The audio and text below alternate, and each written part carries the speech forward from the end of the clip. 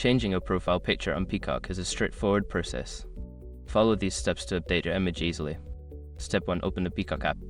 Launch the Peacock app on your device or visit the Peacock website on your browser. Step 2. Sign into your account. Enter your login credentials to access your Peacock account. Make sure you are logged into the profile you want to change. Step 3. Go to Account Settings. Navigate to your account settings by clicking on your profile icon, usually located in the top right corner. Look for an option that says Account or Settings. Step 4. Select Profile Picture option. In the Account Settings menu, find the section for Profile Settings. Look for an option labeled Profile Picture or Change Profile Picture. Step 5. Upload a new picture. Click on the option to upload a new picture. Choose a photo from your device that meets the required specifications, then save your changes. Now your profile picture on Peacock is updated. Enjoy your streaming experience with your new image.